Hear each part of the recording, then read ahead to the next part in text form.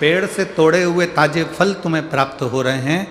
शंकर भगवान उस बेटी को विदा कर देते हैं और ये कथा हमारे जीवन को दे जाती है। शिव जी की ये कथा कि कभी कभी हमें कुछ अच्छा मिलने वाला होता है, हमारा किसी कंपनी में जॉब लगने वाला होता है, कभी कभी हमारे कहीं अच्छी जगह संबंध होने वाला होता है, कभी कभी ऐसा लगता है कि मेरी बेटी की शादी वहाँ होने वाली है, मेरे बेटे का संबंध वहाँ होने वाला है, कभी कभी लगता है मेरा मकान बनने वाला है, कभी कभी लगता है मेरा ये काम अब चुटकियों में हो जाएगा, 8 दिन में मेरा काम समझ जाएगा। पर वो काम तुम्हारा नहीं होता है तो समझ लेना शिव जी ने तुम्हारे लिए स्वीकार नहीं किया, वो शंकर जी ने तुम्हारे लिए स्वीकार नहीं किया। अब तुम फिर मेहनत करो। अब मेहनत करोगे तो थोड़ा लंबा समय लग सकता है। एक पशुपति व्रत करोगे, 2 करोगे, 3 करोगे, 4 करोगे, थोड़ा समय लग सकता है।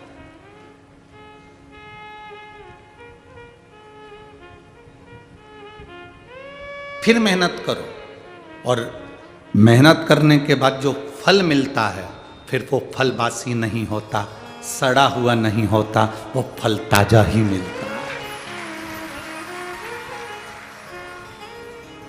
हम जल्दी हार जाते हैं, हम बहुत जल्दी हार जाते हैं और इतनी जल्दी हम हार मान लेते हैं, इतनी जल्दी हार जाते हैं कि हम अपनी जिंदगी को ये समझ लेते हैं कि अब हमारा जीवन बेकार है और हम हमारे प्राणों को छोड़ दें।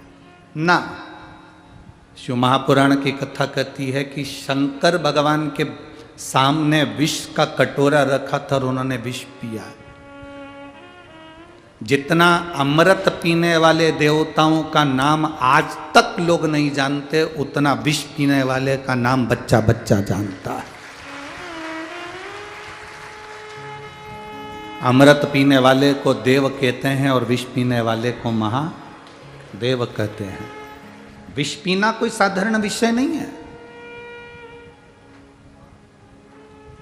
विष पीना कोई साधारण सी बात नहीं है। थोड़ी देरी हो सकती, थोड़ा समय लग सकता है।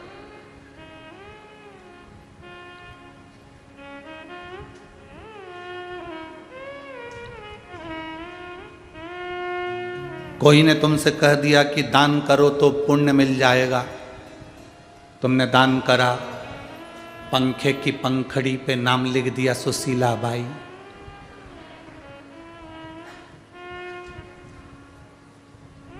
पंखा घूम रहा है तो सुशीला बाई भी घूम रही है। चली गई फिर भी आज तक घूम रही है।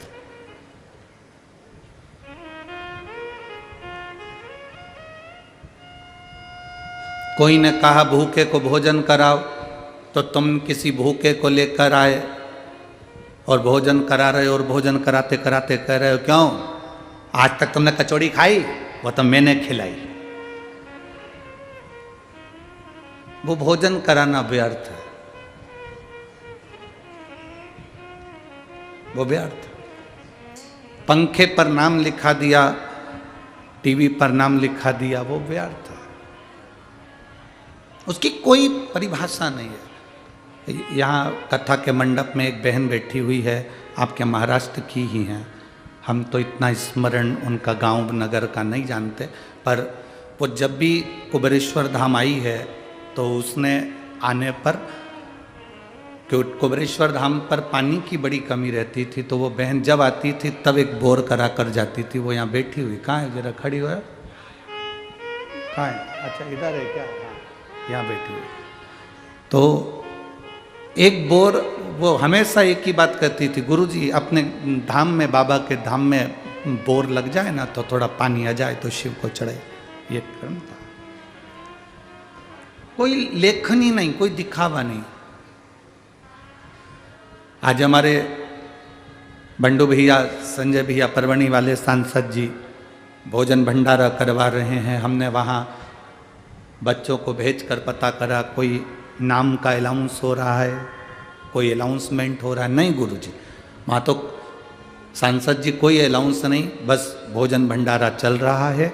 इतना जरूर कहते हैं कि धीरे धीरे जाओ, आराम से जाओ, भरपेट खाओ और झूठा मत छोड़ो। इसी को भाव कहते हैं, इसी को भाव की श्रेष्ठता कहते हैं,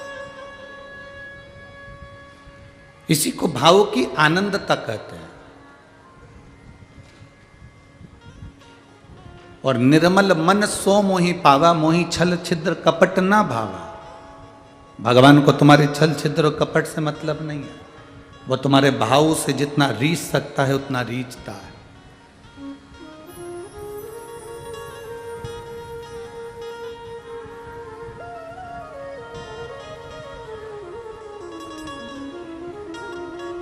आज सवेरे की बात है, एक यहीं के एक बालक ने पूछा कि गुरुजी, सुबह जब हम पाठ कर रहे थे तब वो पूछ रहा था,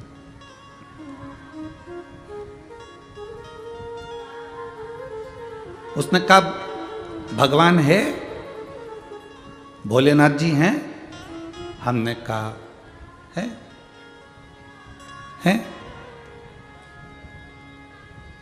आपने देखा है? हमने कहा नहीं।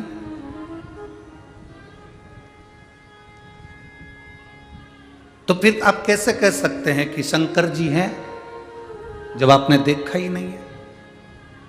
तो हमने उस बच्चे से कहा तुझ में बुद्धि है? तो वो बोला है। हमने कहा दिखा। जैसे बुद्धि है पर दिखती नहीं है, वो बुद्धि से काम कर सकता है, उसी तरह महादेव है, दिखता नहीं है पर वो दुनिया का भरण पोषण कर सकता है। वो दुनिया का भरण पोषण कर सकता है, वो है। बस हमारे नेत्र हमको ऐसे चाहिए जिससे वो हमारी पहचान कर सके।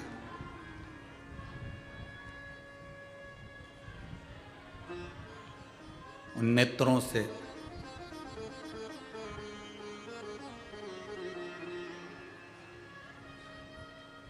जनाभाई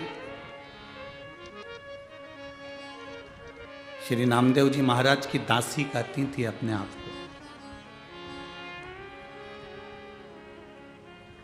जनाभाई नामदेव जी महाराज की दासी कहती थी अपने आप को। जनाभाई की माताजी करुण और उनके पिता दमा, दोनों के अलग अलग भाव थे। जनाबाई की माता शंकर भगवान को जल चढ़ाए बिना रहती नहीं थी, और जनाबाई के पिता दमाजी भगवान हरि विठ्ठल का नाम लिए बिना रहते नहीं थे। जरा विचार करिएगा, आप जरा अपनी बुद्धि में इस कथा को उतारिएगा। जरूरी नहीं है कि तुम्हारे घर के सभी सदस्य शंकर जी को जल चढ़ाएंगे, जरूरी नहीं कि तुम्हारे घर के सभी लोग भगवान शिव को मानेंगे, और जरूरी नहीं कि पूरे घर के लोग राम जी को मानेंगे, विठ्ठल को मानेंगे, कृष्ण को मानेंगे, या दुर्गा जी को मानेंगे, या देवता जी को मानेंगे। उसकी जहां रुचि होगी वो उसको मानेगा, उसका जहां भाव होगा वो उसको भजेगा। जैसे पार्वती मैया तप करती थी और उनके तप बल की परीक्षा लेने के लिए भगवान शंकर आ जाते थे, पर परीक्षा लेने के साथ में उनका कल्याण भी करते थे, उनको दर्शन भी देते थे।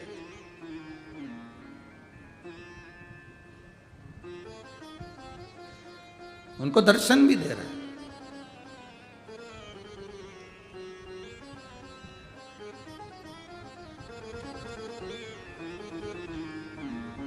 जब भीतर से भाव प्रकट होता है तो परमात्मा स्वयं आकर व्यवस्था करता है।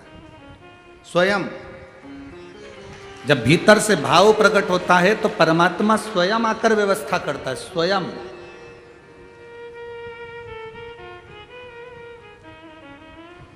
एक लड़की इस पंडाल में बैठी है,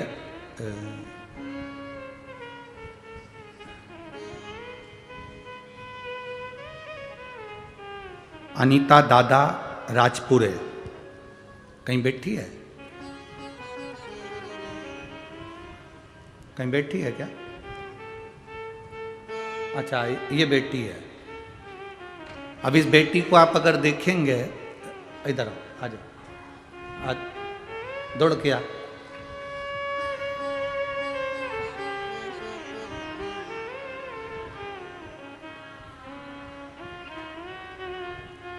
इस बेटी को अगर देखेंगे तो इसकी आर्थिक स्थिति ठीक नहीं है। इतना इसके पास में धन नहीं है कि ये बहुत बड़ी कथा करा सके या बहुत बड़ा भंडारा करा सके या बहुत बड़ी व्यवस्था कर सके। पर इस बेटी को मैं धन्यवाद इसलिए दूंगा, यहां भंडारे में लोग कम से कम 2 लाख से लेकर 2.5 लाख लोग प्रतिदिन भोजन कर रहे हैं और एक दिन का 2.5 लाख का भोजन इस बेटी ने करा दिया।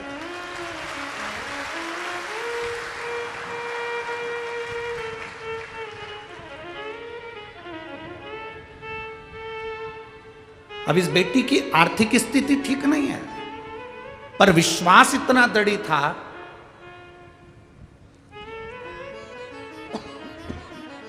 भरोसा इतना दृढ़ था। इसने बंडू भैया से कहा, बंडू भैया ने हमारे पास सूचना पहुंचाई संजय भाऊ ने कि जाधव जी ने कि गुरुजी भंडारा तो चल रहा है, हम तो लाए हैं सब वस्तु, पर इस बेटी का बड़ा मन है, आपका क्या कहना। हमने कहा उसका मन है तो तुम उससे एक दिन का भंडारा। हमने उससे कहा कि उसके पास में धन की कमी हो तो समिति पूरा पूर्ण करे या संजय भैया।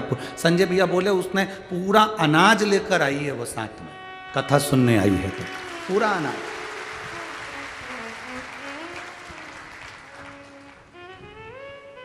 कोई जरूरी नहीं कि आप बहुत बड़ा भंडारा करेंगे तो श्रेष्ठ कहलाएंगे। शिव महापुराण की कथा तो यहाँ तक कहती है कि पीपल के पेड़ के नीचे एक बिस्कुट का चूरा कर कर भी आप डाल देते हैं और चींटियां खा लेती है तो वो भी भंडारे से कम नहीं है, वो भी किसी भंडारे से कम नहीं है। नदी में अपन ने थोड़ा सा आटे की गोली निकाल कर डाल दी और कोई मछली ने खा लिया, वो भी भंडारे से कम नहीं है। अपने घर में अनाज आ रहा है, उस अनाज में से 4 दाने निकाल कर छत पर डाल दिया, कोई पक्षी खा लिया, वो भी भंडारे से कम नहीं है। किसी चींटी को चून दे दिया, वो भी भंडारे से कम नहीं है। इतनी बड़े कथा के पंडाल में किसी प्यासे को एक तुम्हारी पानी, हम कहते हैं पानी की कितनी बोतल लेकर चलना, हम कथा में कहते हैं कितनी, 2 क्यों कहते हैं, एक किसकी है, तुम्हारी, और एक बोतल किसकी है, तुम्हारे पास में जो कथा सुनने बैठेगा उसके लिए। अपने साथ लेकर चलो। तुम ज्यादा नहीं खिला सकते पिला सकते तो कम से कम अपनी बोतल के पानी में से 2 बूंद पानी तो उसको दे सकते हो। और इस कथा के पंडाल में, किसी कथा के पंडाल में पानी ले जाना अलाउ नहीं करते। महाराज गुस्सा हो जाते हैं कि तुम कथा में पानी पी रहे हो, हम कथा कर रहे हो तुम पानी पी रहे हो। पर दुनिया की पहली शिव महापुराण की कथा ऐसी है कि ये पूरी छूट देती है, तुम्हारी मर्जी पड़े निकाल लो टिफिन, चर भी लो, खा भी, कोई मत।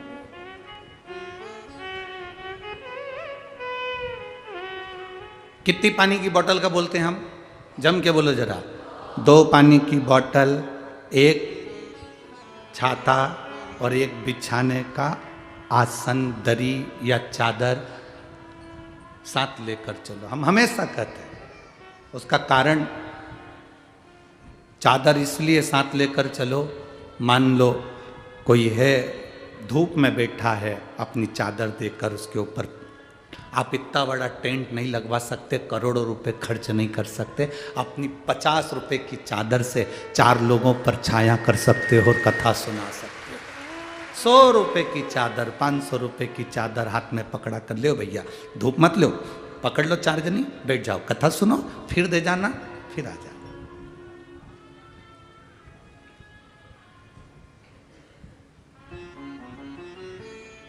आपके पंढरपुर में ढेर कथा हुई होगी क्योंकि बहुत बड़े बड़े संत इस पंढरीनाथ की, हरि विठ्ठल की पवित्र भूमि पर आए हैं। हम तो उन संतों के चरणों की धूल हैं और उनके चरणों की धूल के बराबर हैं। पर इतना जरूर कहेंगे कि बहुत कथा हुई होगी, पर विश्वास और भक्ति का नज़ारा जो तुमने देखा होगा वो शिव महापुराण के सिवा कहीं नहीं देखा होगा। एक विश्वास, एक दृढ़ता, एक भरोसा, धूप पड़ रही है, बैठे हैं, प्यास लग रही है। दुनिया के लोग पंडाल में जाकर तब पहुंचते हैं जब 1 बजे से 4 बजे तक कथा हो, तो 12:30 बजे लोग पंडाल में पहुंचते हैं। ये पहला पंडाल होता है जिसमें लोग सवेरे 5 बजे से इंतजार करते हैं कि कब 1 बजे, कब कथा प्रारंभ हो। एक जगह पर बैठे बैठे बैठे बैठे ना वो लेट पाते हैं ना सो पाते हैं, क्योंकि उनके पास में दूसरे बैठे रहते हैं। इतने ठसे ठसाए बैठे रहते हैं कि कोई झुक भी नहीं सकता। एक जैसा आसन, एक जैसा बैठना, एक जैसा रहना और उतना भोजन ग्रहण करना, क्योंकि बार बार हम शौचालय के लिए भी नहीं जा सकते, हम कहीं बाहर नहीं जा सकते, तो उतना पानी पीना और उतना भोजन करना जितना हम बैठकर शाम तक कथा सुन लें, क्योंकि हम जैसी कथा होगी वैसे ही फिर हम बाहर निकलेंगे। जब तक बैठा रहता है। अब लोग कहते हैं कि इंद्रियों पर संयम करो, हम कहते हैं शिव महापुराण की कथा सुनने वाला एक एक व्यक्ति तप करता है, साधना करता है, अपनी इंद्रियों पर संयम करता है, तब शिव पुराण की कथा सुनता है, तब शिव महापुराण की कथा श्रवण करता है। शिव महापुराण की कथा इतनी सरल नहीं है जो दुनिया के लोग कहते हैं कि हाँ शंकर जी का चरित्र है, कोई भी बाँच ले। शंकर इतने सरल नहीं है, शंकर की लीला इतनी सरल नहीं है। उन्होंने जो लीला करी उसका स्मरण तुम्हारी बुद्धि में रहना चाहिए। जनाबाई के माता शंकर भगवान पर जल चढ़ाती हैं और जनाबाई के पिता हरि विठ्ठल पांडुरंगा का भजन करते हैं।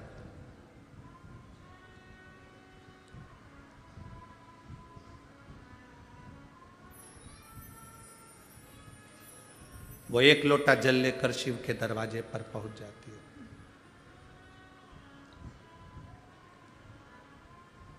जनाबाई की माता करुण जल लिया शिव के मंदिर। जनाबाई के पिता दमाद जी भगवान की भक्ति में विठ्ठल विठ्ठल विठ्ठल लगे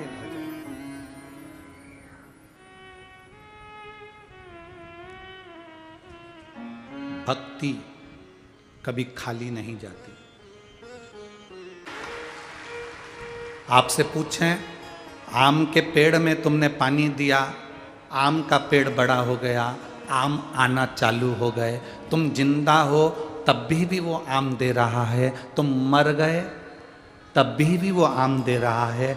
तुम्हारे आगे वाले भी जो आए थे अवस्था निकाल कर चले गए, आम का पेड़ आज भी है जिसमें तुमने पानी दिया था, वो तुम्हारे पोतों को भी आम दे रहा है। और आने वाले समय में वो आम का पेड़ और बढ़ता चले गया और बढ़ता चले गया, मालूम पड़े उस आम से और आम के पेड़ जन्म ले लिए और वो तुम्हारे घर के बच्चों को ना जाने कितनी पीढ़ी को आम का पेड़ आम देता रहा, छाया देता रहा, और तुम्हारी पीढ़ी दर पीढ़ी वो आम का बगीचा तुम्हारे यहाँ लगा कि लगा रहा। उसी तरह जैसे आम के पेड़ में पानी दिया, वो आम जिंदगी भर मिलते रहे, तुम्हारे जाने के बाद भी मिलते रहे, छाया जिंदगी भर मिलती रही, जाने के बाद भी मिलती रही। तुमने अगर 1 लोटा जल शंकर जी के मंदिर में जाकर चढ़ाना चालू करा है तो तुम्हारा वो जल 71 पीढ़ी तक काम आता है, भले तुम चले जाओ,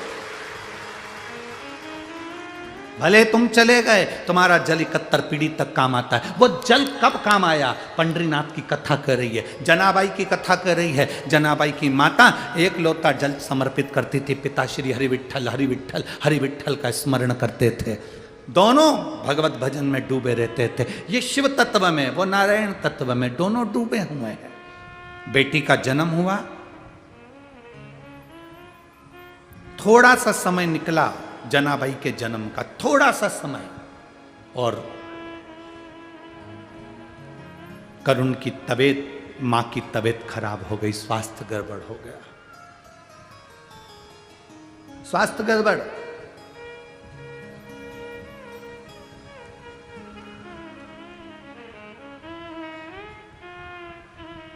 अब छोटी सी जनाबाई, छोटी सी माता की सेवा करती, छोटी सी ठुमक ठुमक चलने वाली जरा सी बेटी सेवा में ली, चली गई। आज जनाबाई की माता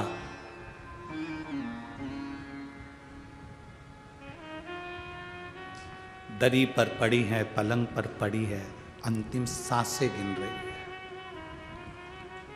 अंतिम सांसें।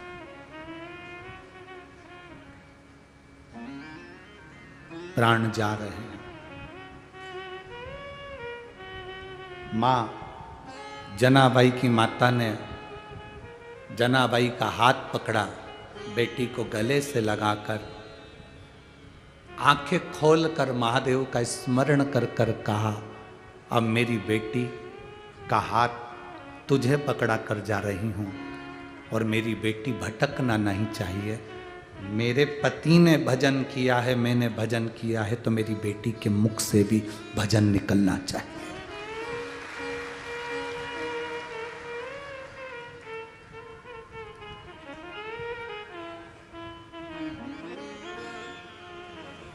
बेटी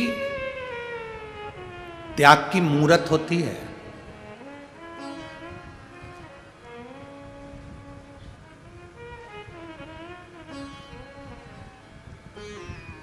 बेटी त्याग की मूरत होती है।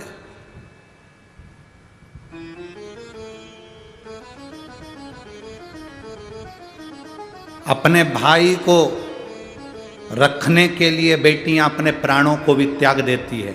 उसमें से एक है माता यशोदा जी की बेटी एकांगना। वसुदेव जी कृष्ण को रखकर चले गए और नंद बाबा अपनी बेटी को उठाकर वसुदेव जी को दे देते हैं कि कंस के हाथ में दे देना और मार देगा।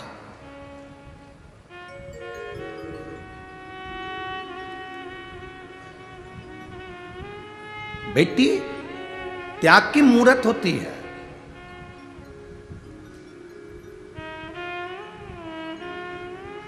दशरथ जी कौशल्या मैया अपनी बेटी शांता को पेटी में बंद कर कर छुड़वा देते हैं।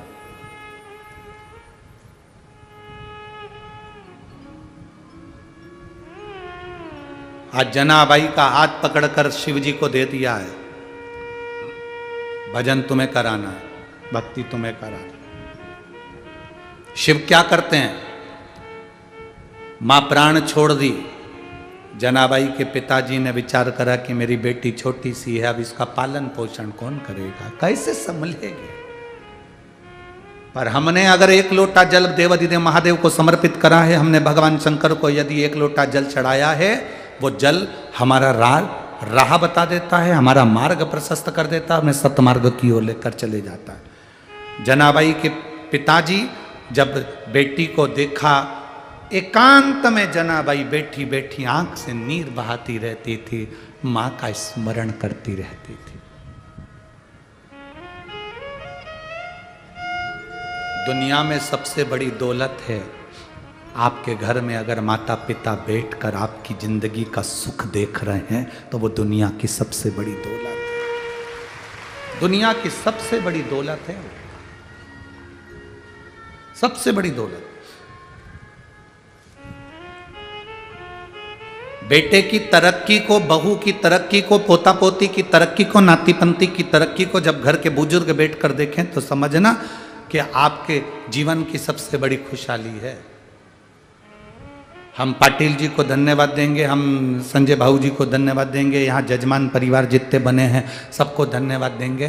पाटिल जी आपको इसलिए धन्यवाद देंगे क्योंकि आप जो पुण्य कार्य कर रहे हो, शिव महापुराण कथा के यजमान बने हो या पुण्य कार्य में अग्रण्य हुए हो, तो कम से कम आपकी माँ आपके साथ बैठकर इस पुण्य कार्य की आंखों देखकर अपने हृदय को संतुष्टि उत्पन्न कर रहे हैं। एक आनंद की अनुभूति अपने माता पिता के रहते जब हम पुण्य करते चले तो वो एक आनंद का अनुभव कराते। जनाबाई छोटी सी लहंगा पहनी है, छोटी सी चोली है, सुंदर आज जनाबाई की एक चोटी है, काजल की बिंदी लगी है, नैनों में सुरमा लगा है, बड़े बड़े नेत्र जनाबाई के हो गए और रो रो कर पिता दमाजी ने आकर आज बेटी को गोदी में लेकर उसको सुंदर थोड़ा सा भोजन तैयार कर कर उसको खिलाना चाहा।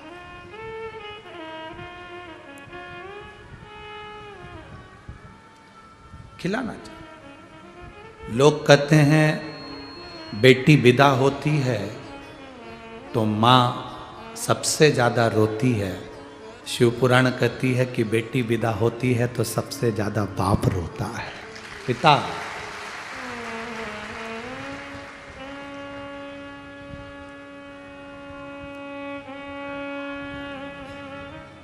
हमारे जिंदगी का पुण्य है बेटियां।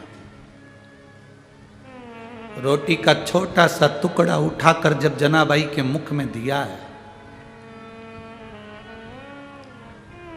जनाबाई ने वही हाथ का रोटी का टुकड़ा अपने बाबुल के, अपने पिता के, दमाजी के मुख में दिया। पिता कहते हैं लाडो जना ले, तू खा ले। जना कहती है बाबुल माँ गई ना पिता।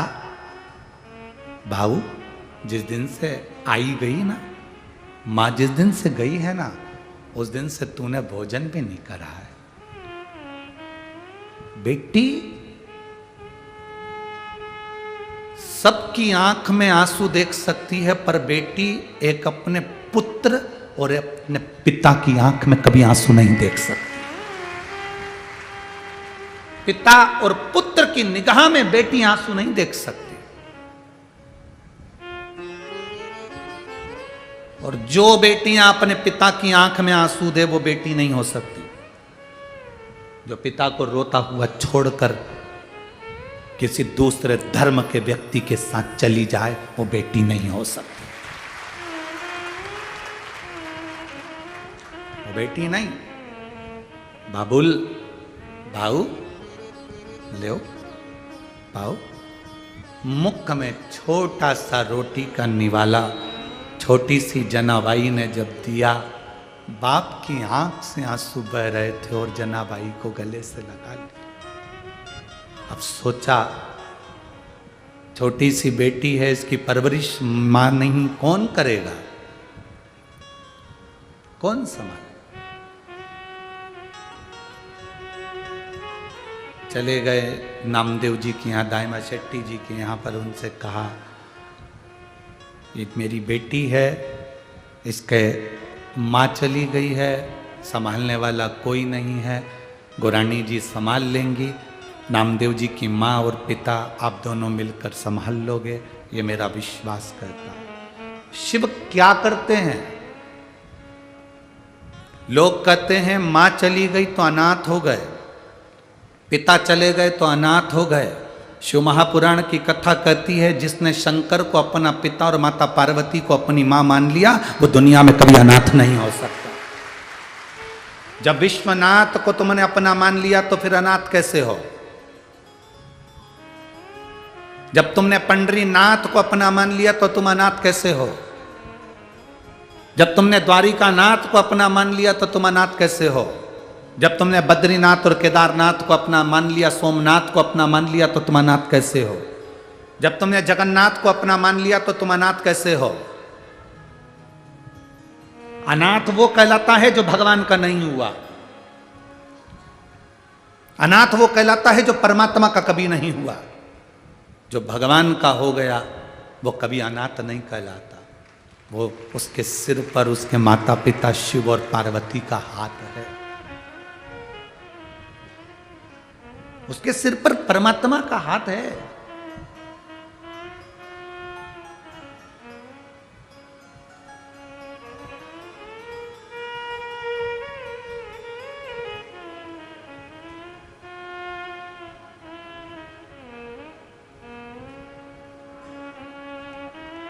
भगवान की भक्ति, भगवान का भजन, भगवान का स्मरण आप कर रहे हो तो ये आपके अंदाजे में रहना चाहिए कि शिव आपके साथ है, हरि आपके साथ है।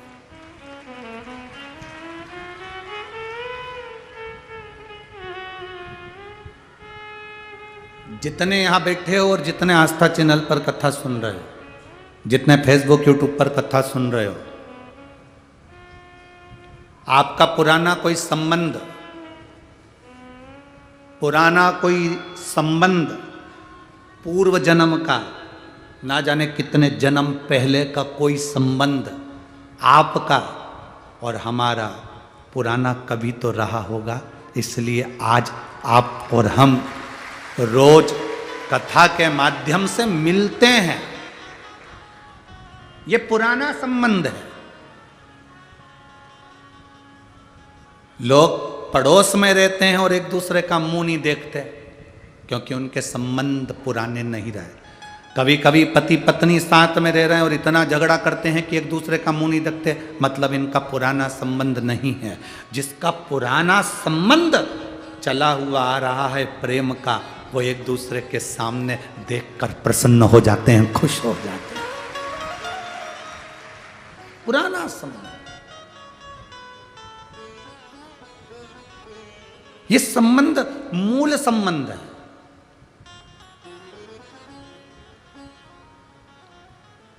मूल संबंध। महाराज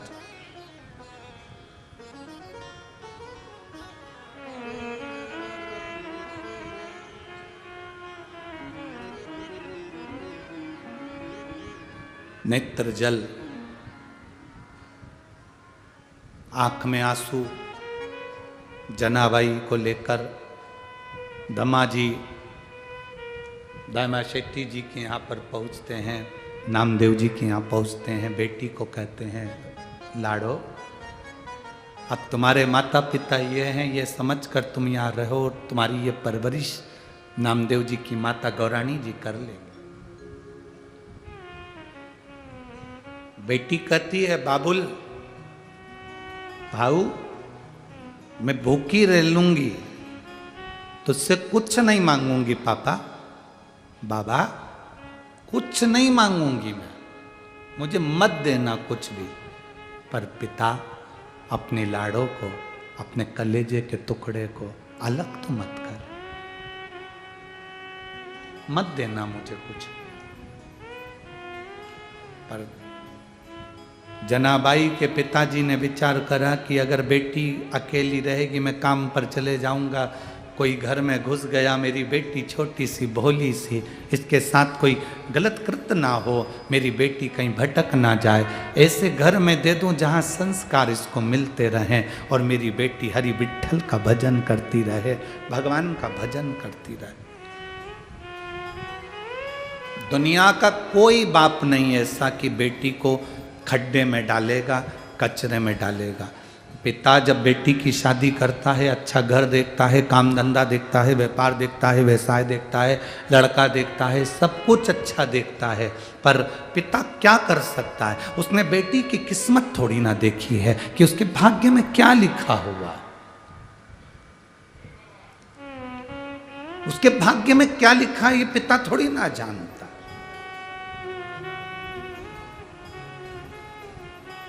बाबा मैं कुछ नहीं मांगूंगी। जनाबाई को जब पिता दमाजी छोड़कर जा रहे थे, दमा अपने पिता का बगलबंदी, बगलबंदी कहते हैं कुर्ता कमीज, उसको पकड़कर खींचती है। बाबा छोटी सी जनाबाई, मात्र 5 वर्ष की अवस्था, और चोटी बंधी, लहंगा पहनी। वो चोटी भी किसी ने नहीं बांधी थी, आज पिता ने जनाबाई की चोटी बांधी थी, क्योंकि माँ है नहीं, कौन साथ है, पिता। कमीज खींचकर, कुर्ता बगलबंदी खींचकर जनाबाई ने कहा, बाबा मैं नहीं मांगूंगी कुछ भी, बाबा मैं नहीं मांगूंगी तुमसे कुछ भी, मुझे ना खेलने के लिए खिलौना चाहिए, ना मुझे गाड़ी और बंगला चाहिए। बेटी कहती है, बस पिता तेरे कलेजे से लगने के लिए मुझे तेरा हृदय चाहिए, मुझे नहीं चाहिए,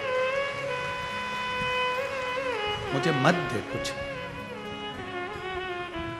जना का हाथ पकड़कर पिता वापिस दाइमा शेट्टी जी के यहाँ, नामदेव जी के अंदर घर में जब छोड़ा, गौराणी की आंख में जल थे, नामदेव जी की मां रो रही थी,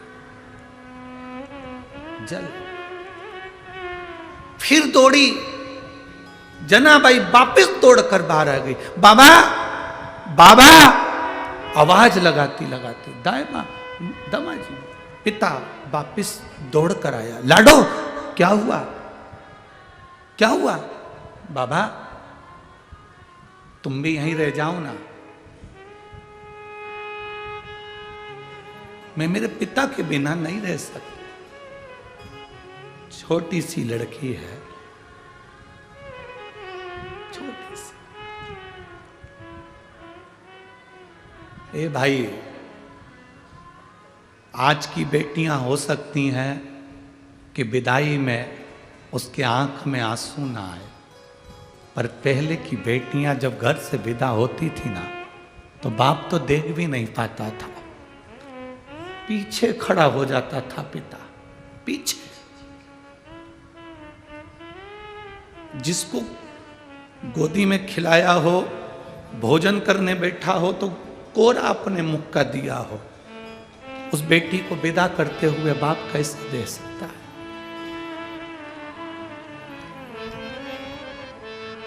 मेरी पंढरपुर की जीजियों, बेटे की आंख में बाप आंसू देख सकता है, पर बेटी की आंख में कभी आंसू नहीं देखता बाप, कभी नहीं देखता।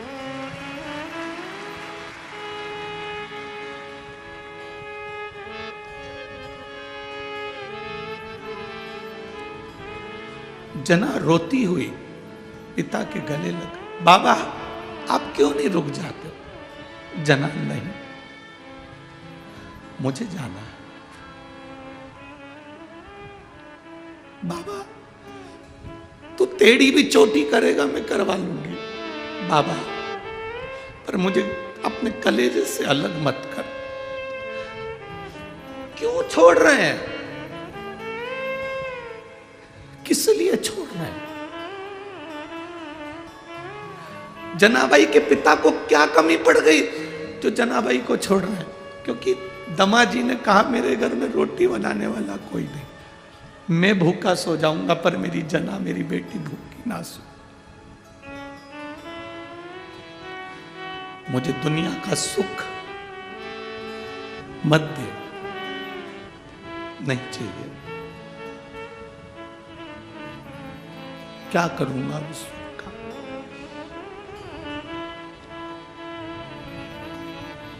जाने लगा पिता। जनाबाई पिताजी से कहती है, पिताजी, बाबा, जब मेरी मां चली गई थी, आप मुझे बहलाने के लिए जब घोड़ा बनते थे, मुझे बिठाते थे, घुमाते थे। बाबा एक बार वापिस मेरे लिए तुम घोड़ा बन। दमाजी जनाबाई के पिता नीचे झुकते हैं, और आज जनाबाई पीठ पर नहीं चढ़ी है, आज पिता के गले लग गई है। पीठ पर नहीं चढ़ी जना, पिता के गले लग गई।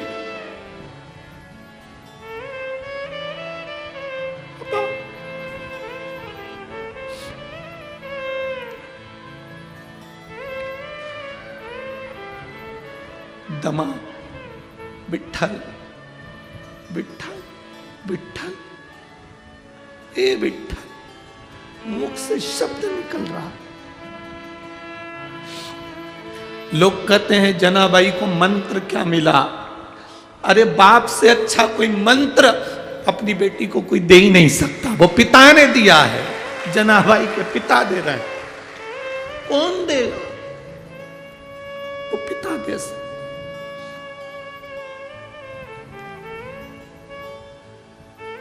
कितनी ईर्ष्या होती है लोगों को। हरि विठ्ठल जनाबाई की चक्की चलाने आ गए, हरि विठ्ठल जनाबाई के कपड़े धोने के लिए आ गए, हरि विठ्ठल जनाबाई झाड़ू लगाए कचरा बटोरने आ गए, जनाबाई रोटी बनाए तो सब्जी बनाने के लिए आ गए। कितनी ईर्ष्या होती है दुनिया के लोगों को कि इतना जनाबाई का नाम कैसे हो गया। अरे दिल पर घाव ना खाए होते तो मेरे शंकर तेरे दर पर आए ना होते। तो आया ही है, द्वार पर आया है।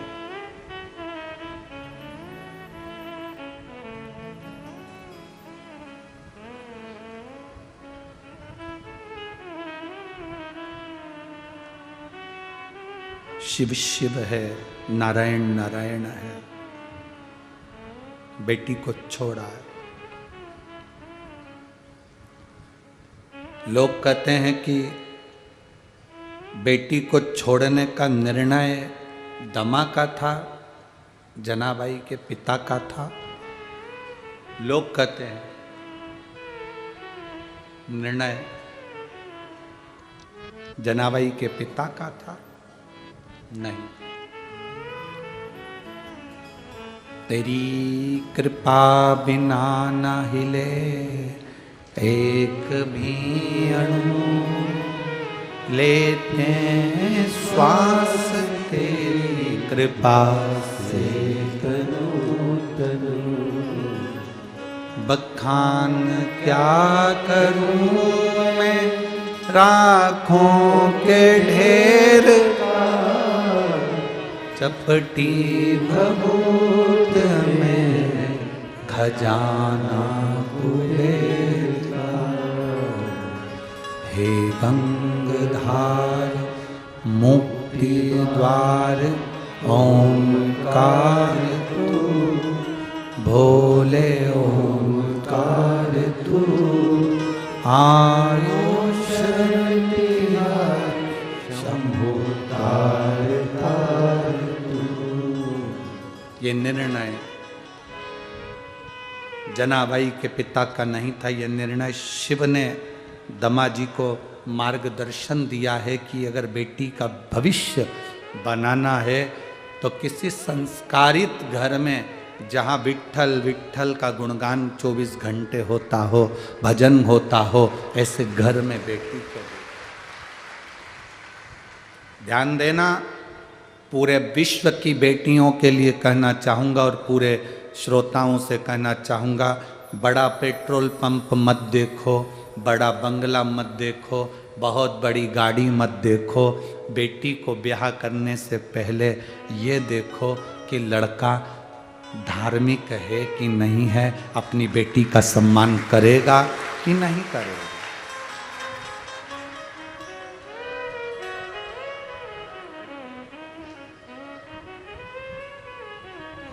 बेटी का सम्मान करेगा कि नहीं करेगा, बेटी का आदर करेगा कि नहीं करेगा, बेटी का सत्कार करेगा कि नहीं करेगा, वो देखो। मेरी जीजियों, कौन सा तुम्हें पेट्रोल पंप के मालकिन कहलाना है? बोलो सही है कि गलत है?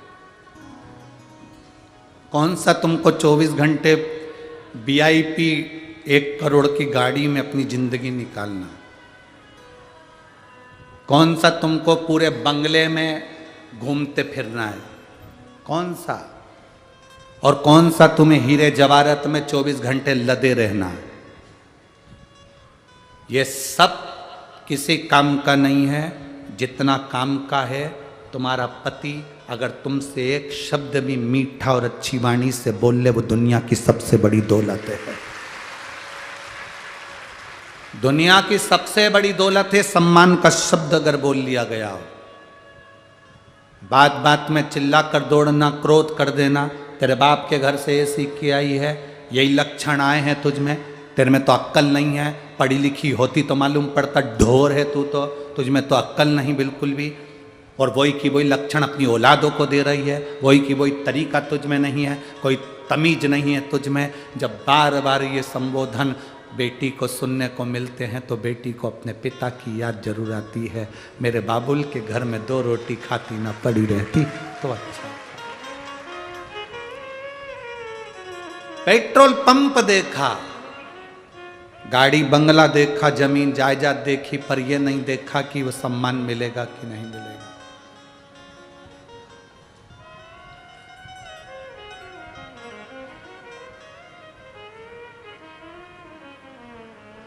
इसीलिए तो हमारे इधर एक गीत चलता है, हमारे इधर लोग गाते हैं, आप लोगों के यहाँ स्मरण नहीं हो कि कैसो अमीर साहूकारो म्हारा बाबुल, बेटी धरी ना जाए।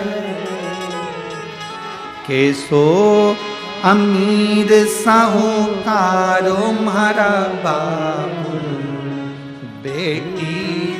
धरी ना जा। मांग का टीका बाबुल हमको दीजे, और चुड़ला रतन जड़ायो मारा बाबुल, बेटी धरी ना जा। मांग का टीका बाबुल दिला रहा है, चूड़ी बाबुल दिला रहा है। बचपन से लेकर जवानी तक मेरे पिता ने मेरी परवरिश करी, फिर पिता के घर में कौन सी कमी पड़ गई जो बाबुल अपने कलेजे के टुकड़े को बाहर भेज दे रहा है कि बेटी धरी ना जाए।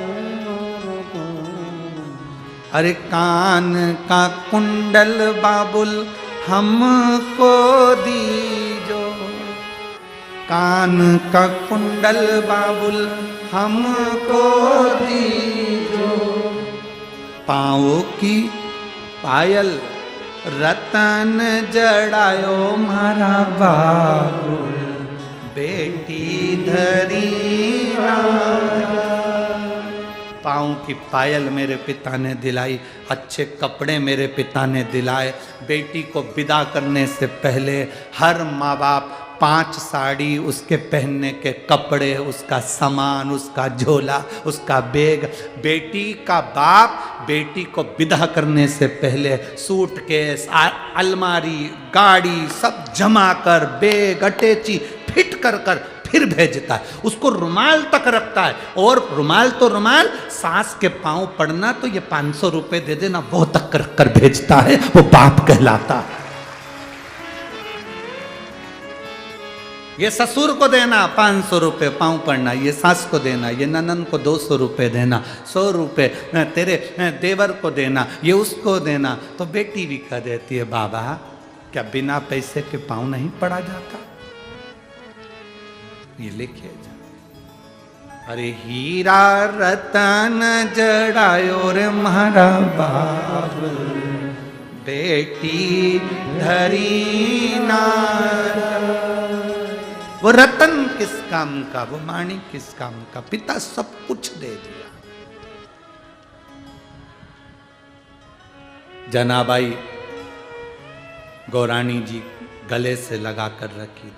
जनाबाई हमेशा कहती थी मैं नामदेव जी की दासी हूं, पर नामदेव जी से जब जब पूछा गया कि जनाबाई कौन है, तो नामदेव जी कहते थे मेरी माता के हृदय का टुकड़ा है। जनाबाई मेरे माता के हृदय का टुकड़ा। एक बार भरी सभा में नामदेव जी से पूछा गया कि जनाबाई कौन है, तब नामदेव जी ने कहा वो पांडुरंगा के दिल का टुकड़ा है, हरि विठ्ठल के दिल का। ऐसा होता है? हाँ, सिद्ध कर दिया नामदेव जी ने। लोग प्रमाण मांगते हैं, प्रमाण। आज की दुनिया के लोगों को प्रमाण चाहिए।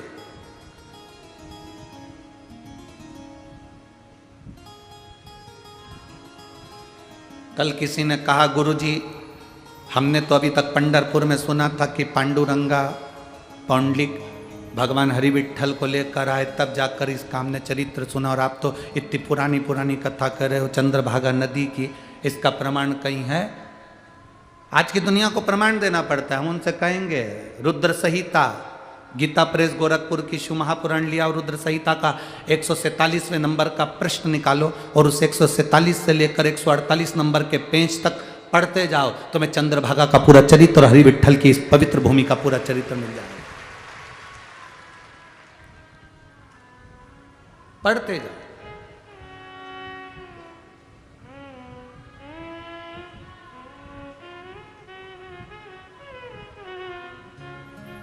पढ़ो उसको।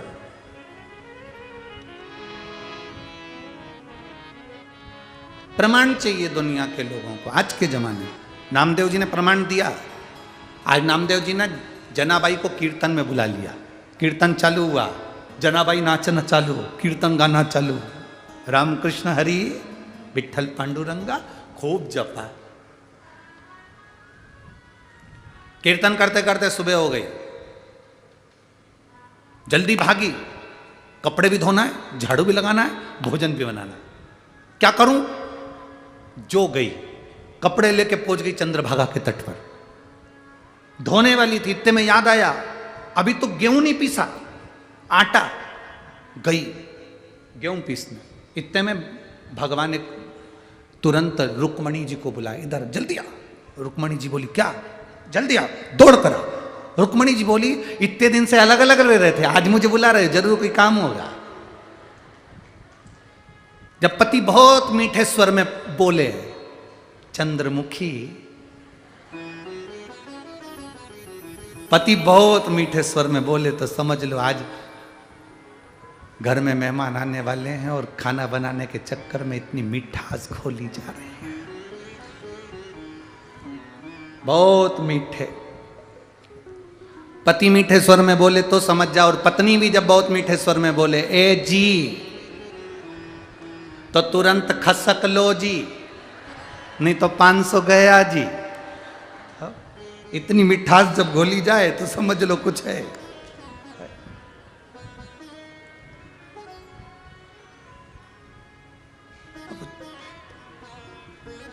दौड़ी, इतने में भगवान पांडुरंगा हरि विठल ने रुक्मणी को बुलाया, जल्दी आ जल्दी आ। रुक्मणी जी बोली क्या है? इधर आ, जल्दी आ। रुक्मणी जी बोली क्या हो क्या गया? जल्दी जा। कहां? चंद्रभागा के तट पे। मां जाके क्या करूंगी? बूढ़ी का रूप रखकर जा, कपड़े का गट्ठा पड़ा है सब धोया। और रुक्मणी जी बोली मैं? भगवान बोले आज तक हमारे तो नहीं धोए, जा पहली बार जल्दी जा। रुक्मणी जी बोल रही हैं बस एक ही बार ये काम करूंगी, उसके बाद कभी जिंदगी में नहीं करूंगी। पहले बोलते रहे मैं लक्ष्मी, मैं राजरानी, मैं पटरानी। भगवान बोले तू जा तो पहले, तू जा। तो रुक्मणी जी को भेजा, कपड़े धुल रहे, वो चक्की पर गेहूं पीस रही थी और उधर चूल्हे पर सामान रखा, झाड़ू भी लगाना। और नामदेव जी और माँ और पिताजी आए, घबरा गई, क्या करूं? छोटी सी जनाबाई, बस उसने चक्की को ऐसे घुमा के छोड़ा और आवाज लगाई विठ्ठल। जो विठ्ठल लगाई। भगवान रुक्मणी को कपड़े धोते हुए देख रहे थे, भगवान रुक्मणी को छोड़ के जनाबाई के घर चले गए।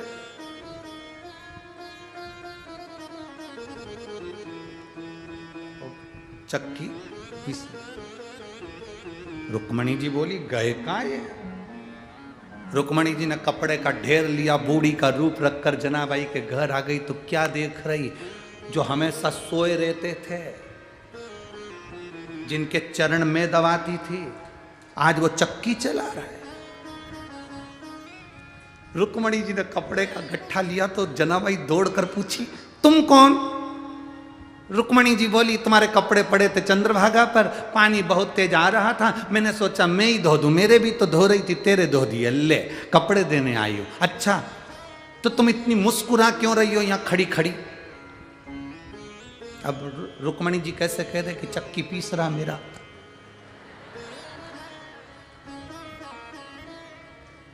मेरा प्रभु चक्की पीस रहा।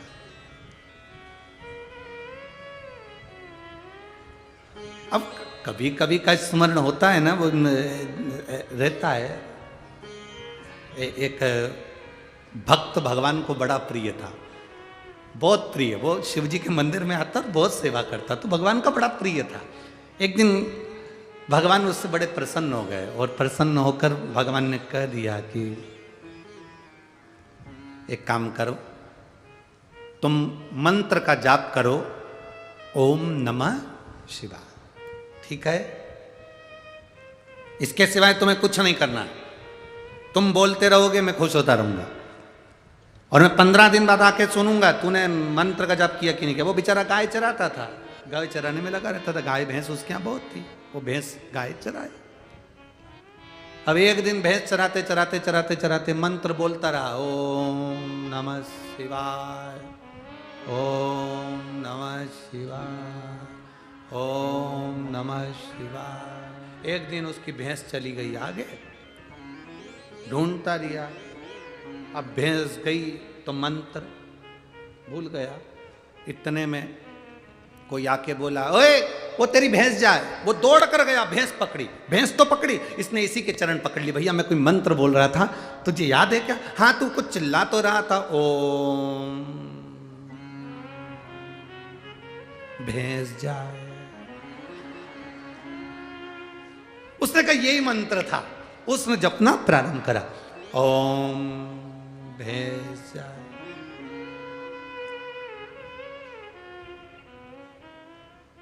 शंकर भगवान ने पार्वती जी से कहा, पार्वती तूने मेरे कितने नाम सुने? पार्वती जी बोली, तुम्हारे तो हजारों नाम है प्रभु, आज मेरा नया नामकरण संस्कार हुआ है। जब वो नीचे वो है ना, उससे पूछ किया कि वो किसका नाम ले रहा। पार्वती जी एक ब्राह्मण पत्नी का रूप रख के उसके सामने जाके पल्लू वल्लू लेके खड़ी हो गई। पार्वती जी ने पूछा, क्यों रे भैया किसका नाम ले रहा है? अब उसको लगा कि बड़ी मुश्किल से तो नाम छूटा था, भूल गए थे, याद आया, वो भी बेचारे दूसरे ने याद दिलाई है, तो अपनी पहचान वाली भी नहीं लगती कि अपना नाम याद दिलाएगी। इससे बात मत करो, अपन तो चिल्ला चिल्ला के जाप करो, ओम भैंस जाए, ओम भैंस जाए। पार्वती जी ने उसको हिला के पूछा किसका नाम ले रहा है? उसने उधर मुंह कर लिया, इधर खड़ी थी पार्वती। पार्वती जी उधर चली गई, हाथ जोड़ के बोली, बता तो दे किसका नाम ले रहा है? वो उसने इधर मुंह कर लिया, पार्वती जी उधर आ गई। अरे एक बार मुंह से बोल तो सही, किसका नाम ले रहा है? ओम भैंस जाए। पार्वती जी को बोल के इधर मुंह कर लिया। पार्वती जी फिर उधर चली गई। अब तो इसको गुस्सा आ गया भयंकर। पार्वती जी ने जैसे ही पूछा किसका नाम ले रहा है, उसने कहा तेरे खसम का ले रहा है, जा। पार्वती जी वापिस आ गई। शंकर जी ने पूछा, पूछिए हाँ किसका ले रहा? मेरे खसम का। तुम ही हो, तुम्हारे सिवा किसी का ले ही नहीं सकता। शिव जी प्रसन्न सामने प्रकट हो गए। शंकर शंकर है, वो घड़ी है, दयालु, उसके सिवा कोई दुनिया में इतनी प्रसन्नता में, सहज भाषा में, एकदम सरल, तुम जो बोलो उसको स्वीकार हो जाता। जो बोलो, लोग कहते हैं शंकर जी जल्दी रुष्ट हो जाते हैं, हम कहते हैं दुनिया का भ्रम है कि शंकर जी रुष्ट हो जाते हैं। सबसे जल्दी प्रसन्न होने वाला एक ही देवता है, वो देव अधिदेव महादेव है। सारी समस्या का हल एक लोटा जल चढ़ाया, 3 बार ताली बजाए, बम बम बोला, शिव प्रसन्न। उन्हीं का चढ़ा हुआ बेलपत्र उठा के धो के वापिस चढ़ा दो, शिव प्रसन्न। उनके मंदिर में झाड़ू लगा दो, शिव प्रसन्न।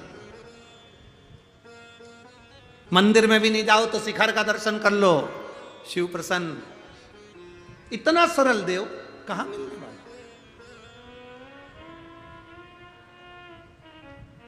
कहां मिलेगा?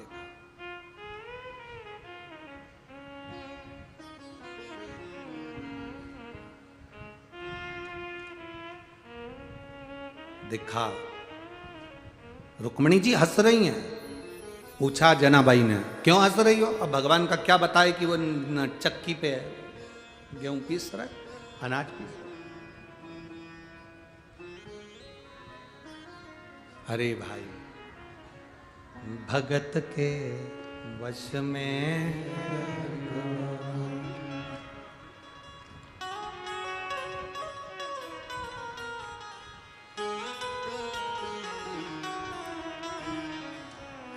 प्रभु के बस में, भगवान स्वयं भक्त के बस। वो कहे ना जनाबाई के मुख से विठ्ठल कि माए मेली बाप मेला, आता संभाल विठ्ठला। माता गई पिता गए पर विठ्ठल तुम संभाल।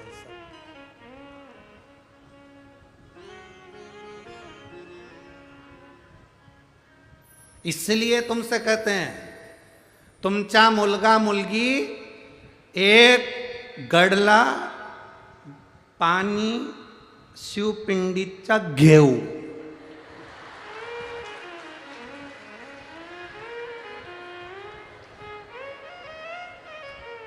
गड़बड़ तो नहीं बोला है, कहीं बोला हो तो तुम सुधार लो।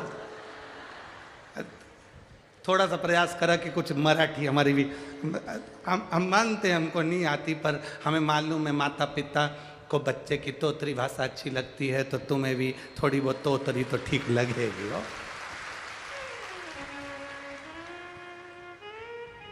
अपने बच्चों को एक लोटा जल चढ़ाने के लिए शिव जी को दो कि अपने बच्चे जाके जल चढ़ा शिवपिंडी में।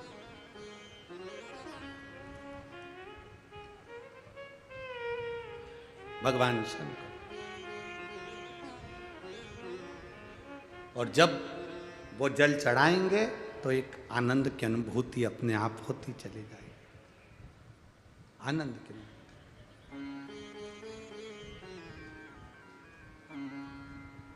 वो लोग कहते हैं ना, वो एक गीत आप लोग गाया करते हो, साथी रे तेरे बिना, क्या हम तो कहें कि ये गीत साथी के लिए नहीं, बाबा के लिए होना चाहिए।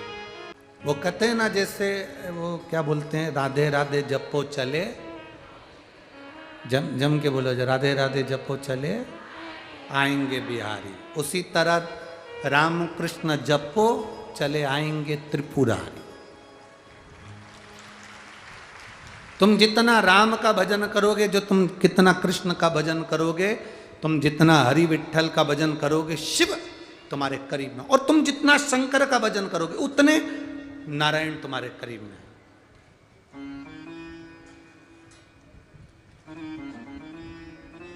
उतने नारायण तुम्हारे करीब में पहुंच जाए।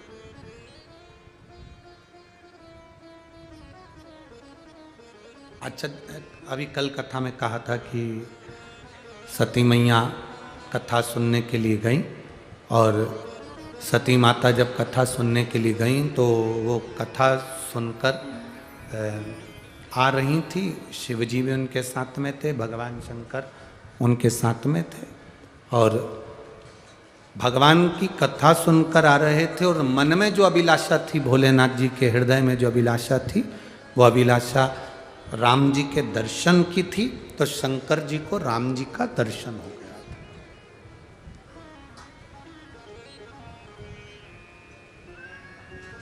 जिस अभिलाषा से हम पहुंचते हैं कथा के पंडाल में, जिस अभिलाषा से हम पहुंचते हैं भगवान शिव की कथा में, भगवान शिव उस अभिलाषा को पूरी जरूर करते हैं। छोड़ते नहीं है, अपने भक्त को ऐसे ही नहीं छोड़ देते, वो अभिलाषा पूरी करते ही। विश्वास, आपका भरोसा, आपकी दृढ़ता परमात्मा के करीब में लेकर जाती है, परमात्मा के नजदीक। जितना विश्वास करोगे, ये बच्चे जरूर कह देते हैं हम शिव को नहीं मानते, बच्चे जरूर कह देते हैं एक लोटा जल चलाने से क्या होगा। शिव महापुराण के महत्तम में लिखा है देवराज की कथा। देवराज नाम का ब्राह्मण चोरी करता था, कभी मंदिर नहीं गया, कभी देवालय नहीं गया, कभी शिवालय नहीं गया। देवराज नाम का ब्राह्मण चोरी का धन लेकर शरीर में बुखार आया, ताप पड़ा, शंकर जी के मंदिर में ठंड लग रही थी तो छुपने के लिए गया था कि इतनी ठंड लग रही है, बुखार आ रहा है, ताप पड़ रहा है।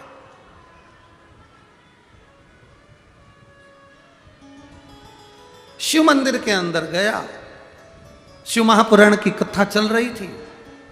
कथा में चिल्लाकर बोल रहे थे पंडित जी हर हर महादेव। जैसे ही हर हर महादेव कह रहे थे, इसको गुस्सा आ रहा था क्योंकि शरीर में कष्ट था।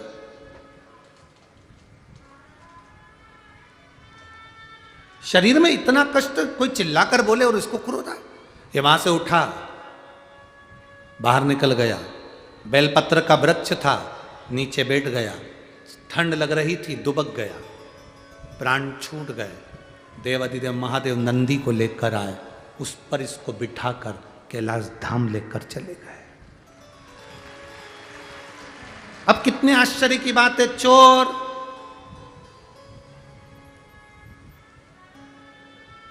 चोटा चोरी करा, चोरी का धन लेकर शिव मंदिर में गया, चोरी का धन लेकर मर गया। और शंकर जी उसको कैलाश ले गए। कारण केवल एक था, इस देवराज नाम के ब्राह्मण की माँ शिवजी के मंदिर में 1 लोटा जल समर्पित करती थी, बुआरी लगाती थी, झाड़ू लगाती थी, सेवा करती थी, सफाई करती थी। तो देवराज की माँ तो मर गई थी, कई साल निकल गए थे जब से शंकर जी को लोटा भर के जल नहीं चढ़ा था। पर जो जल उसकी माँ ने चढ़ाया था उस जल का फल मिला। चोरी का धन लेकर शिव के मंदिर में गया, शिव के मंदिर में हर हर महादेव सुना, वहां से निकला तो बेलपत्री के पेड़ के नीचे गया, बेलपत्री के पेड़ के नीचे प्राण छूटे तो हर हर महादेव शंकर उसको नंदी पर बिठाकर ले गए। 1 लोटा जल सारी समस्या का हल। 1 लोटा जल जो तुम समर्पित करते हो वो जल केवल एक पीढ़ी के लिए नहीं, तुम्हारे लिए नहीं, संपूर्ण पीढ़ियों के लिए, 71 पीढ़ी तक के लिए वो 1 लोटा जल काम करता है। 1 लोटा जल 71 पीढ़ी तक काम करता है। जिसके घर में से प्रतिदिन शंकर को 1 लोटा जल समर्पित होता है, 1 लोटा जल चढ़ता है, उसकी जिंदगी सार्थक होती है, उसके परिवार का जीवन सार्थक होता है। घर के बच्चों को नियम बनाओ,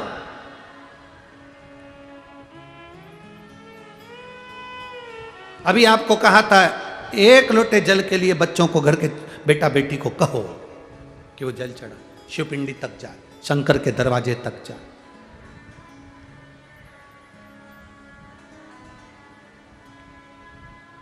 और शंभो शरणे पड़ी मांगू घड़ी रे घड़ी, दुख काटो दया करीन दर्शन आपो। अपने बच्चों को शिव मंदिर तक भेजने की जवाबदारी अपनी बनाओ, प्रेशर देकर नहीं। हम कहते हैं अपने घर में टीवी है, कथा सुनने बैठते हो, थोड़ी सी टीवी का वॉल्यूम तेज करो, थोड़ा सा तेज।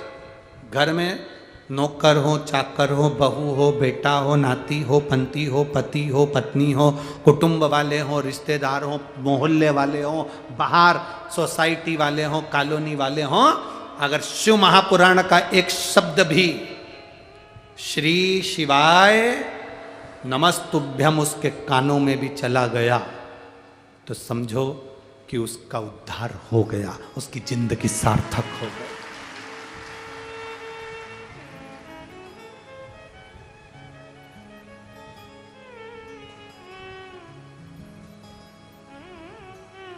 उसका जीवन सार्थक।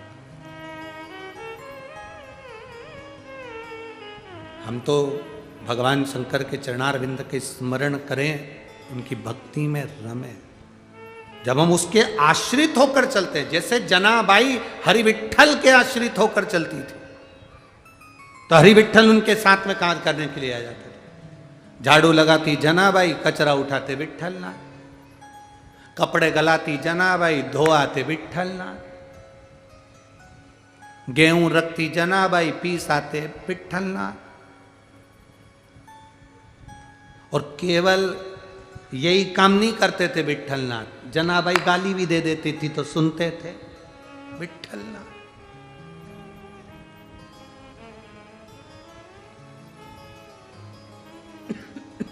वो बोल दे कि नाम देव कहीं काका लागे, कर्मा बाई कहीं चाची जी, हम कहीं थारा दुश्मन लागे, मैं सुन ले महारा ठाकुर जी, हम तेरे दुश्मन है। इतना जौन सेवा करे चक्र। कभी कभी तुम भी झगड़ सकते हो, ऐसा नहीं कि झगड़ा नहीं होता, शंकर जी से तुम भी झगड़ सकते हो। 1 लोटा जल चढ़ाने के लिए जब जाओ तब तुम भी कह सकते हो इतने दिन हो गए, सुनता क्यों नहीं है?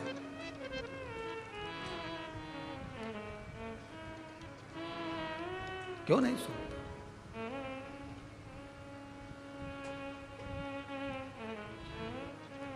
हे शंभु, हे त्रिकालदर्शी, कैलाशी, अविनाशी, कौन सी कमी रह गई? कौन सी कमी? शिव महापुराण की कथा कहती है क्रोध करो, मना नहीं, पर क्रोध में भी प्रेम झलकना चाहिए। जैसे जनाबाई क्रोध करती थी हरि विट्ठल में तो प्रेम झलकता था।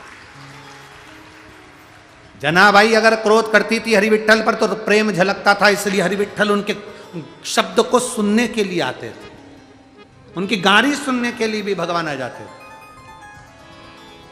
इतना प्रेम, इतनी वात्सल्यता, इतना करुणता।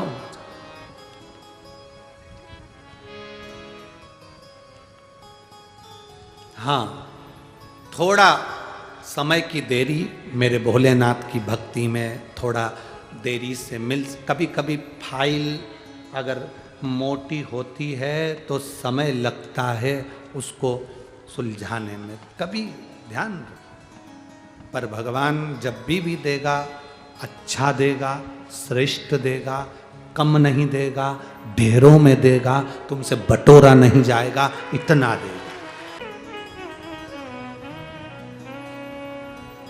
वो छूटता नहीं। शिव महापुराण की कथा कह रही है, जैसे एक माता पिता अपने बच्चे को जो भी सामान देते हैं वो अच्छा ही देते हैं। बोलो सही बात है कि गलत है?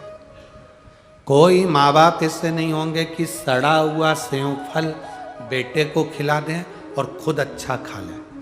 है कोई माँ बाप ऐसा? नहीं हो सकता। अच्छा सेव फल बेटे को देंगे, अच्छा केला बच्चों को देंगे, अच्छा फल बच्चों को देंगे। बेकार है, सड़ा हुआ है, गला हुआ है, वो खुद उसको खा ले। अच्छा देने का प्रयास करें, सड़ा गला नहीं रखते, सड़ा गला खुद ले लेते। जैसे माता पिता अच्छा अपने बच्चे को देते हैं और बेकार अपने पास रख लेते हैं, उसी तरह मेरा देव अधिदेव महादेव, मेरा शंभु, मेरा त्रिकालदर्शी, मेरा कैलाशी, मेरा अविनाशी अच्छा देने का प्रयास करता, बेकार अपने पास।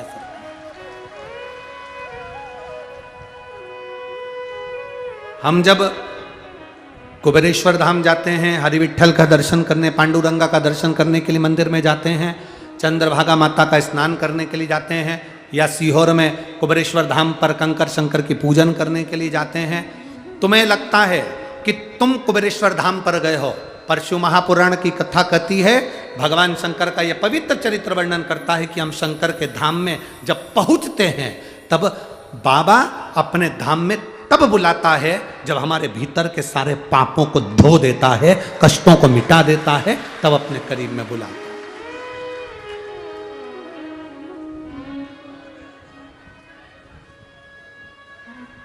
ईमानदारी से बोलोगे, एक उत्तर मांगे आपसे, आप 10 रुपए किसी को दान करते हो तो तुम्हारे पास 100 या 200 या 500 रुपए तो होंगे, तभी तो तुमने 10 रुपए दान दिया होगा। बोलो सही है कि गलत है? उसने ज्यादा दिया तो तुमने ज्यादा, कहीं भूखे को, कहीं मंदिर में, देवालय में, शिवालय में तुमने कहीं 10 रुपए दान किया। उसने ज्यादा दिया तो तुमने दिया। पहले उसने क्या करा? पहले तुमको दिया, फिर तुमने किसी को दिया। वो नहीं देता तो तुम क्या किसी को 10 रुपए दे सकते थे? अगर वो नहीं देता तो तुम किसी को अठन्नी दे सकते थे? उसने कृपा करी तब तुमने किसी पर दया करी। और तेरा ही दिया मैंने, खाया पिया है, तेरा शुक्रिया है, तेरा शुक्रिया है। जब तक हम किसी को नहीं देते, वो देने वाले ने दिया, हम दे रहे हैं, 5 रुपए दे रहे हैं तो हमारे पास 50 होंगे, हम 10 रुपए दे रहे हैं तो हमारे पास 100 होंगे। उसने दिया तो हमने दिया। उसी तरह शिव महापुराण की कथा कहती है, अगर आप भगवान की भक्ति में रमे हुए हो, भगवान के भजन में रमे हुए हो, भगवान के स्मरण में रमे हुए हो, उसने जो वाणी दी तुमने उसको प्रदान करी। नामदेव जी ने क्या दिया था हरि विट्ठल को? तो नामदेव जी से किसी ने पूछा, तुमने हरि विट्ठल को क्या दिया? पांडुरंगा को क्या दिया? दृढ़ी करना होता है। मेरे को भी भक्ति और विश्वास को जब दृढ़ी करना होता है और भगवान की शरणागति चाहिए होती है, तो मैं इस पंढरपुर की पवित्र भूमि पर चंद्रभागा के तट पर आकर बुआरी लगा लेती हूँ, झाड़ू लगा लेती हूँ।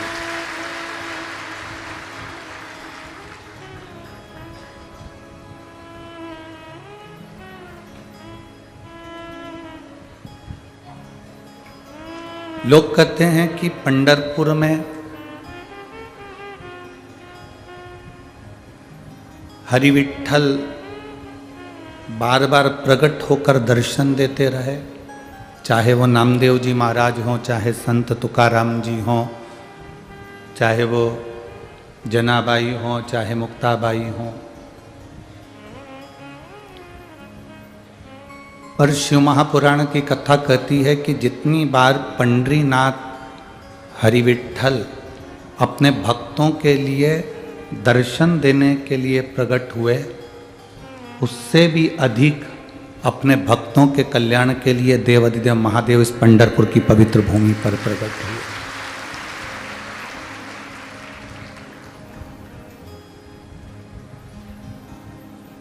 गंगा जी का जल, यमुना जी का जल, सरयू जी का जल, पवित्र पवित्र जितने भी संसार के जल हैं, नदियों के, सरोवर के, कुंड के जल हैं, उसमें एक जल की पवित्रता चंद्रभागा नदी के जल की भी है।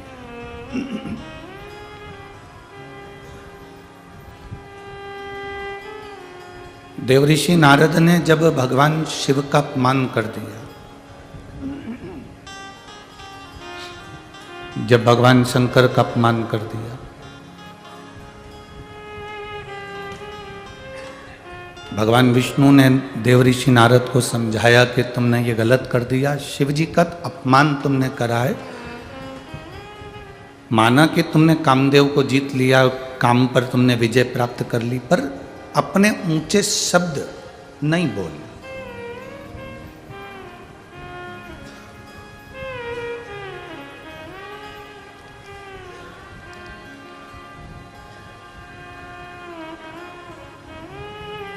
एक बात बहुत अच्छी भगवान नारायण ने भगवान नारद जी से कही कि तुमने काम को जीता, तब ये बात तुम्हें अपने अंदर रख लेना थी, तुम्हें शंकर जी को नीचे नहीं दिखाना था कि तुमने काम को नहीं जीता, मैंने काम को जीत लिया।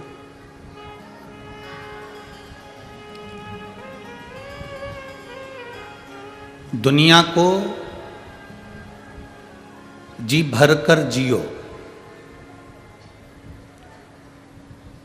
दुनिया को मन भरकर जियो, मना नहीं है। पूरी दुनिया को तुम मन भरकर जियो, मना नहीं है, पर दुनिया को मन में मत भरो, ये शिव महापुराण की कथा कहती है। दुनिया को मन भर कर जियो, ये हमारा शास्त्र कहता है, मना नहीं। खूब एंजॉय की जिंदगी जियो, दुनिया को खूब मन भर कर जियो, पर दुनिया को मन में मत भरो। आसक्ति, काम, लोभ, तृष्णा, वासना, ये सब अपने भीतर नहीं उतारना।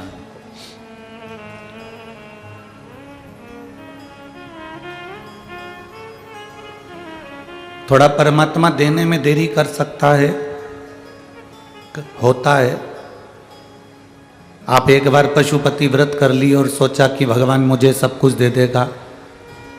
आपने दूसरा पशुपति व्रत करा, विचार करा कि मुझे भगवान देगा। हो सकता है कि किसी को एक व्रत में भी दे दे, और किसी को 2 व्रत में भी दे दे, और किसी को 3 व्रत में भी दे दे, और किसी को 4 व्रत तक भी ना दे।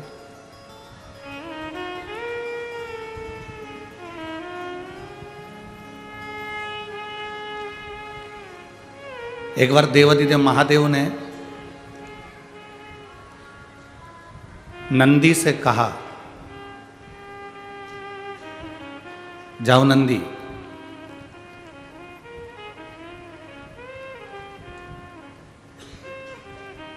आज मैं काशी में आकर काशी वालों को खूब फल बांटने वाला हूं।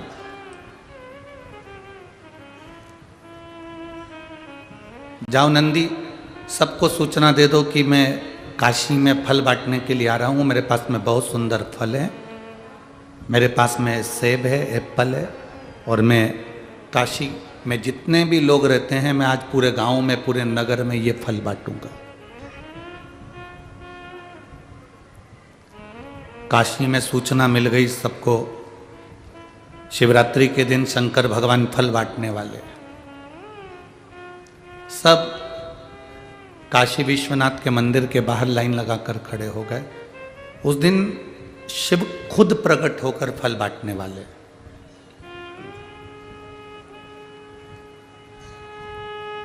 पूरे काशी में सूचना है कि शिवरात्रि है। शिवजी ने नंदी के द्वारा खबर पहुंचाई है कि आज मैं फल बांटूंगा। लाइन से खड़े, और कौन नहीं चाहता कि शंकर जी के हाथ का फल मिले। सबकी इच्छा होती है कि शिव जी के हाथ का फल हमको प्राप्त हो।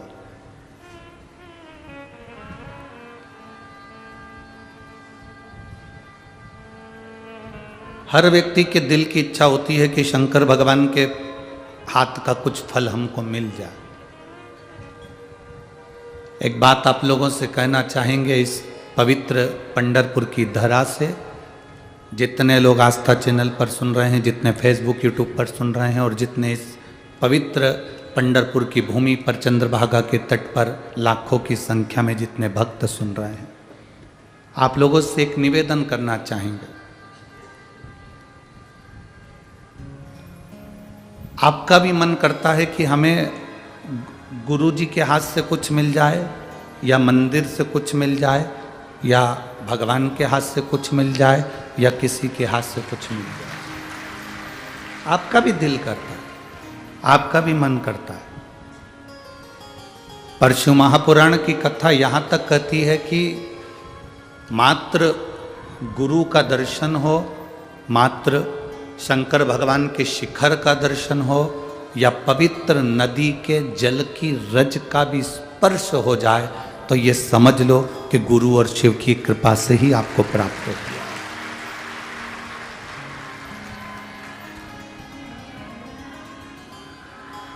ये गुरु और शिव की ही कृपा से आपको मिला।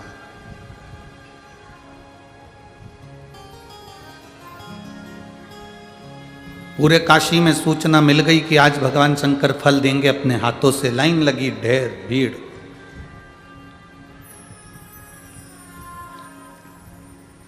बहुत भीड़ हो रही है।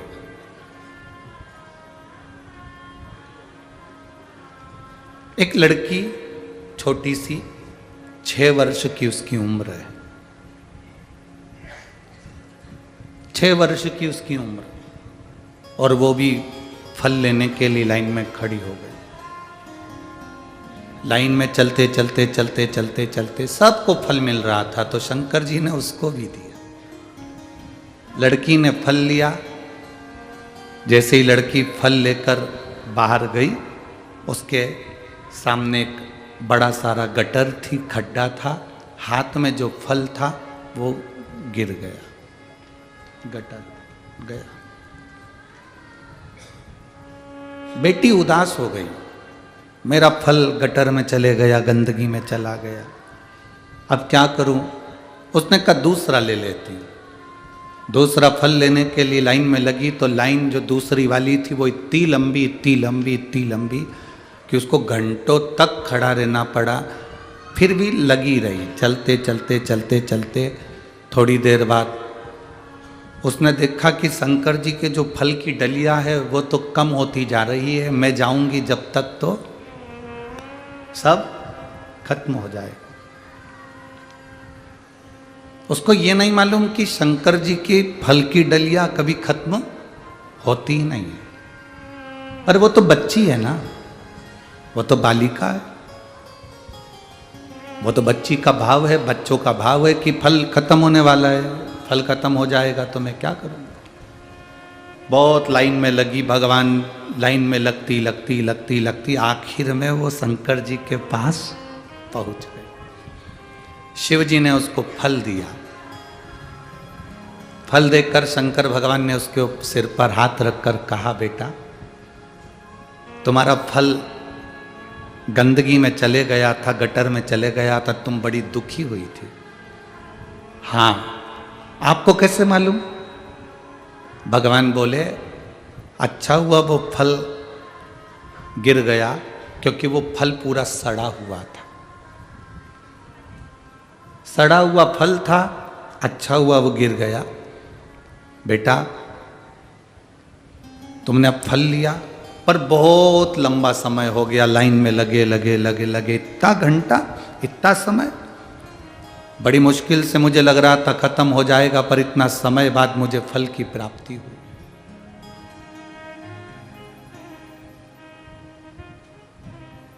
इतने समय के बाद मुझे फल की प्राप्ति हुई। ले फल, जाओ। शंकर जी ने कहा अब तुम्हें वो सड़ा हुआ फल तो तुम्हारा चले गया, तुम्हें लग रहा था कि फल की डलिया भी खाली हो रही है, फल की डलिया भी खाली हो गई थी, पर तुम्हारा जब नंबर आया तब पेड़ से